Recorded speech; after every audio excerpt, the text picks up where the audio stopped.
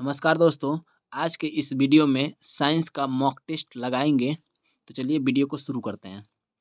एक प्रकाश किरण वायु से जार में रखे जल के पृष्ठ से 30 डिग्री के कोण पर आपतित होती है।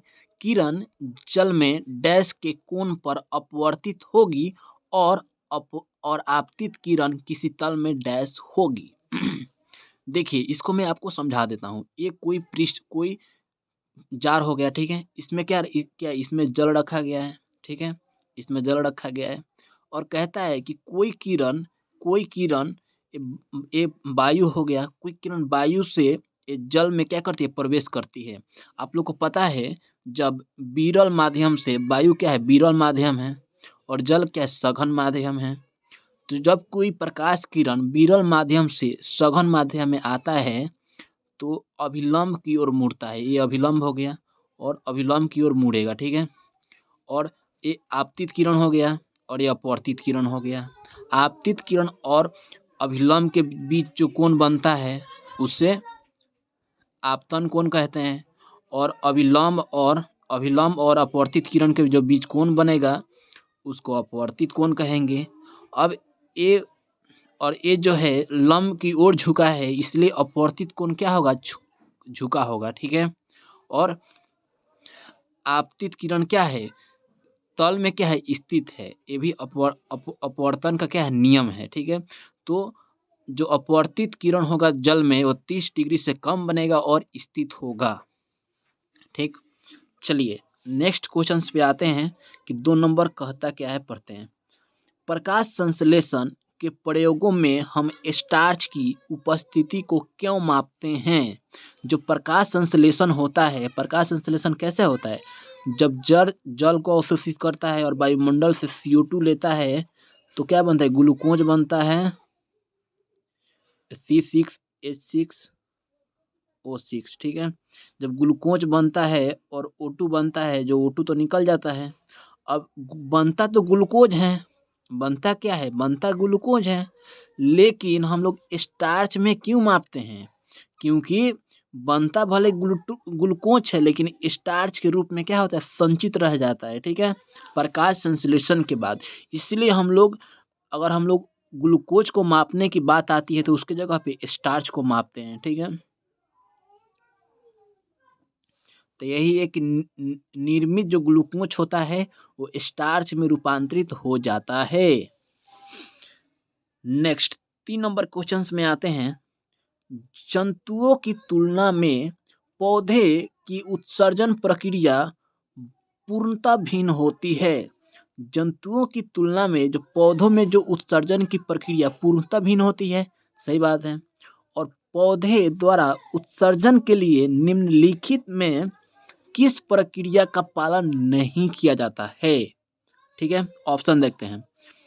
अपशिष्ट उत्पादों का रसदानियों में संग्रहण, सही बात है।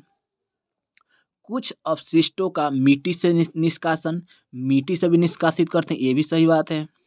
वाष्पोत्सर्जन द्वारा अतिरिक्त जल का निष्कासन, ये भी सही बात है। पत्तियों के माध्यम से विषाक्त पदार्थों को फिल्टर करना, ये गलत बात है। क्योंकि जब पत्ती में जो विषाक्त पदार्थ आता है ना तो पत्ती ही खुद झड़ जाता है, ठीक है, फिल्टर उल्टर कुछ होता नहीं है, ठीक। तो इसका ऑप्शन नंबर डी हो जाएगा। नेक्स्ट, वायुमंडल के उच्चतर स्तरों पर ऑक्सीजन के अणुओं पर यूवी विकिरणों की क्रिया का उत्पाद क्या होता है? ओजोन होता है, ठीक है। देखिए इसको मैं समझा दूं, जैसे देखिए वायुमंडल में क्या होता है, जो ऑक्सीजन जो टूटता है ना O प्लस O में टूटता है, ठीक है। लेकिन ये जो O में ना फिर ऑक्सीजन अभिक्रिया कर लेता है तो O3 बना देता है, तो यही क्या होता है, यही ओजोन होता है। ओके नेक्स्ट अब 5 नंबर पे आते हैं। मेंडलीव का आवर्त नियम आवर्त सारणी में डैश की स्थिति की व्याख्या नहीं कर सकता है। जो मेंडलीव का जो आवर्त सारणी था उसमें समस्थानिकों की व्याख्या नहीं कर सकता था। समस्थानिक वे होते हैं जिनकी परमाणु संख्या बराबर होती है, ठीक है। जैसे 1H1 1H2, ठीक है, 1H3। इसका परमाणु संख्या बराबर होता है लेकिन परमाणु द्रव्यमान भिन्न भिन्न होते हैं। तो इसके बारे में मेंडलीव की आवर्त सारणी इसके बारे में व्याख्या कर ही नहीं सकता है। ये बहुत ही बड़ी फेलियर थी मेंडलीव के आवर्त सारणी की। ओके, क्वेश्चन नंबर 6 में आते हैं। एक प्रकाश किरण 8 सेंटीमीटर वक्रता त्रिज्या वाले अवतल दर्पण ध्रुव P पर इसके मुख्य अक्ष के समानांतर आपतित होता है। परावर्तन के बाद यह दर्पण मुख्य अक्ष पर किसी बिंदु Q से गुजरती है। नई कार्तीय चिन्ह का परिपाटी का पालन करते हुए PQ का मतलब क्या है? देखिए, ये मान लीजिए ये अवतल दर्पण बना दिए, ठीक है, ये इसका मुख्य अक्ष बन गया और ये ध्रुव हो गया, P हो गया, और ये मुख्य अक्ष के समानांतर कोई किरण टकराती है तो किससे गुजरती है? तो मुख्य फोकस से गुजरती है, यानी Q से गुजरेगी। तो P और Q का मान क्या है? ये अवतल दर्पण का फोकस दूरी ऋणात्मक होता है और P से Q की दूरी को क्या कहते हैं? फोकस दूरी कहते हैं। इसलिए PQ का जो मान होगा, फोकस दूरी क्या होगा? -4 होगा, -4 सेंटीमीटर होगा। तो option number A. Next, X एक जलीय विलयन है जिसका pH 2.6 है। यह दर्शाता है कि विलयन डैश है। 7 उदासीन होता है, 7 से कम अम्ल होता है, 7 से ज़्यादा क्षार होता है। ये 7 से काफ़ी कम यानी 2.6 है। ये प्रबल अम्लीय है, प्रबल अम्लीय है। क्या है? प्रबल अम्लीय है। तो ऑप्शन नंबर डी हो जाएगा। नेक्स्ट, वायुमंडल में कार्बन डाइऑक्साइड की मात्रा कितनी है? तो आप लोग को पता होगा कि 0.03 है। नेक्स्ट क्वेश्चन पे आते हैं। क्वेश्चन नंबर 9 पे आते हैं। नीचे दिए गए कथनों पर विचार कीजिए और सही उत्तर का चयन कीजिए। अम्ल और क्षार के बीच अभिक्रिया करके लवण तथा जल बनाते हैं और इसे उदासीनीकरण अभिक्रिया मानते हैं। बिल्कुल सही बात है।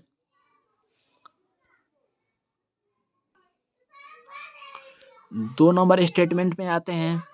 उदासीनीकरण अभिक्रिया को इस तरह लिखा जाता है, अम्ल प्लस क्षार जो होता है लवण और जल बनाते हैं। ये भी सही है, यानी दोनों कथन क्या है? सही है।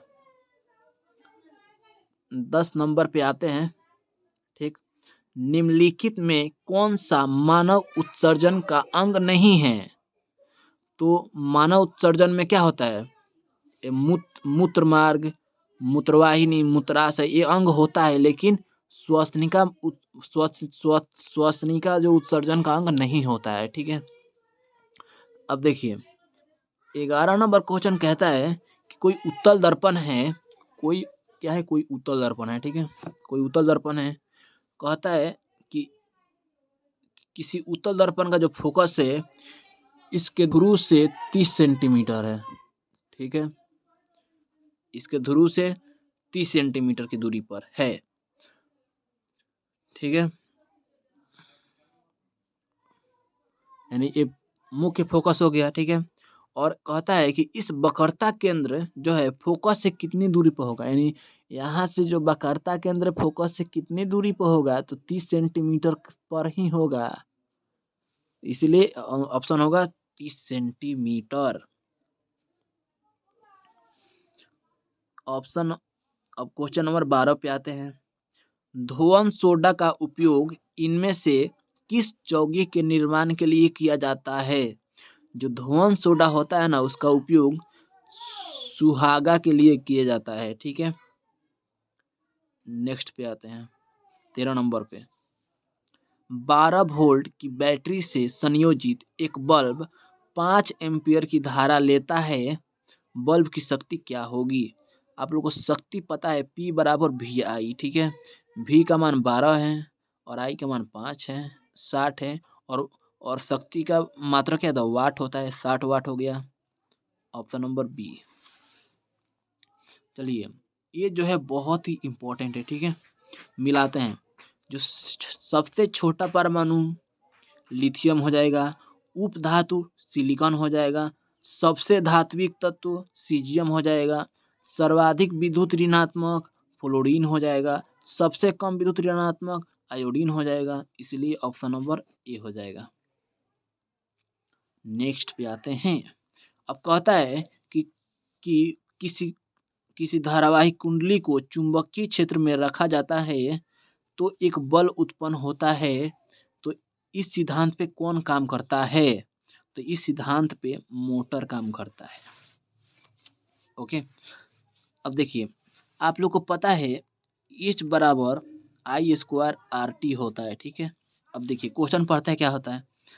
किसी हीटर में गुजरने वाली धारा को, यानी धारा को प्रतिरोध और धारा की प्रवाह के समय को, यानी आरटी को अपरिवर्तित रखते हुए 3 गुना कर दिया जाए, यानी कि इसको 3 गुना कर दिया जाता है, ठीक है, तो उत्पन्न ऊष्मा हो जाएगी। यानी यानी इसको 3 गुना करेंगे ना, यानी ये आई है, यानी इसको 3i करेंगे तो क्या हो जाएगा, 3i करेंगे तो 9i स्क्वायर आर टी, यानी 9 गुना हो जाएगा, ठीक है। तो ऑप्शन क्या हो जाएगा, 9 गुना।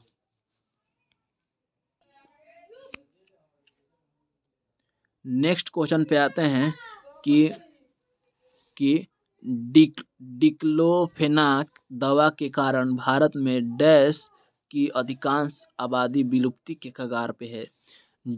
डिक्लोफेनाक के कारण गिद्ध की जो आबादी है ना वो विलुप्त होने की कगार पे है, ठीक है। 18 नंबर देखते हैं। अब इसमें अभिक्रिया कराएंगे तो एक अभिक्रिया दिया हुआ है Na2SO4 बन गया, और कैल्शियम और हाइड्रोक्साइड, कॉपर हाइड्रोक्साइड ही बनाएगा, ठीक है।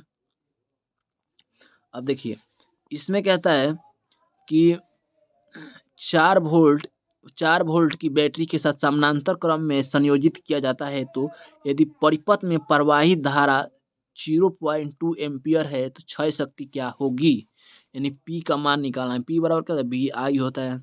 V कितना 4 दिया है, I कितना 0.2 दिया है, 0.8 हो जाएगा। नेक्स्ट, अब देखिए व्यावसायिक मोटर से संबंधित कथन दिया है, ठीक है। जो व्यावसायिक जो मोटर होता है ना उसमें अस्थायी चुंबक के स्थान पर विद्युत चुंबक का प्रयुक्त होता है। ये सही है कि गलत है? सही है। और जो व्यावसायिक मोटर में मृदु लोहे के करोड का उपयोग किया जाता है, ये भी सही है, यानी 20 का ऑप्शन नंबर सी हो जाएगा। अब देखिए क्वेश्चन नंबर अगला देखिए, इसमें से कौन सा यौगिक अगला समजातीय सदस्य है? समजातीय श्रेणी के में CH2 का अंतर होता है और सेम ग्रुप सेम ही रहता है, लेकिन CH2 का अंतर होते जाता है, ठीक है। तो CH3, तो इसमें एक C बढ़ेगा, यानी ये हो सकता है, नहीं तो ये हो सकता है, और 2H2 बढ़ेगा, यानी 2 इसमें बढ़ेगा, C2H5 हो जाएगा। C2H5 कौन है? ऑप्शन नंबर डी है। चलिए मेंडल का नियम है, ठीक है।